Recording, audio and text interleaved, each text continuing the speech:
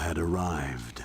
Even word of Charnel's restoration of the forbidden demon gate paled by comparison to the news of Pyro's misdeeds, attacking Urgaz and abducting the infants of an entire tribe of trolls. Wow. As usual, their argument began before I'd even arrived. Persephone and Stratos are obviously conspiring against me. This whole question of the Maw of Doom is so plainly a fabrication. It matters not how oft your tongue protests innocence, when your deeds do bear your heart's true villainy. You have invaded our domain once again, and not merely in warfare come, but with far crueler purpose. The gnomes came to me for help.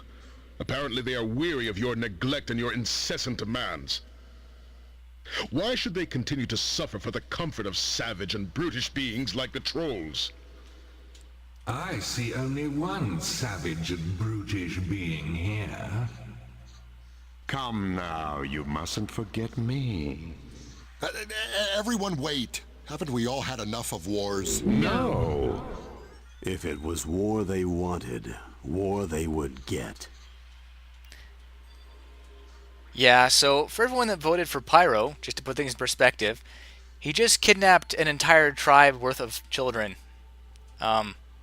He's a terrible god. But we've had some karma shifts. Those will be at the bottom of the video. And of course, that shouldn't lead you more than one way or another to pick which god you want to play. Although it is an inherent part of min-maxing in this game once you know the creatures and spells you get. Instead, we're going to hear what some speeches are. And I imagine Persephone's and Pyro should be interesting. Let's start with the Green Goddess of Healing.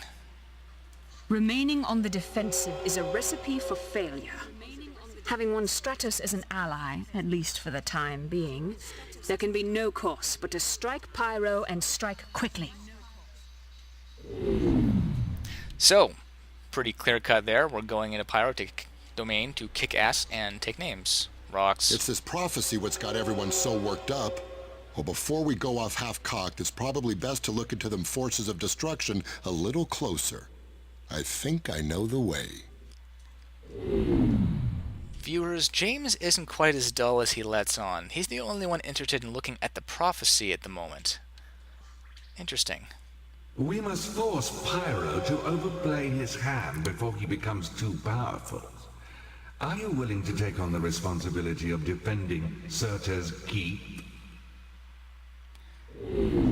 Tim Curry's sticking to the defense, it looks like. Staying pretty clear of things.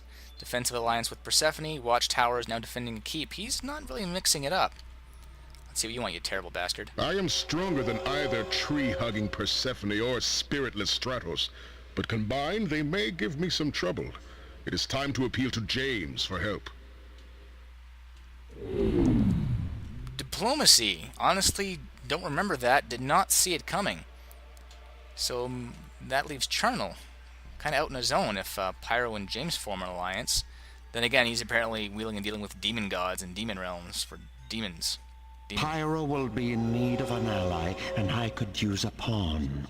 Of course, if I know Pyro, he will require a little convincing, but that is accomplished easily enough. So Charnel's playing a little bit of a game here, trying to push Pyro, which I guess would make it James the outsider. Charnel and Pyro versus Stratos and Persephone, and James kind of off doing his thing. Then again, no one's attacking him.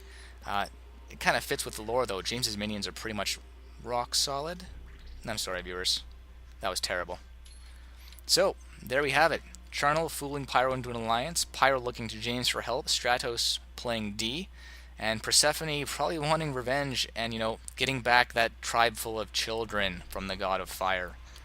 So there we have it. You viewers go ahead and drop some votes, make some choices, and I'll be back later on with the next round. See you then, viewers.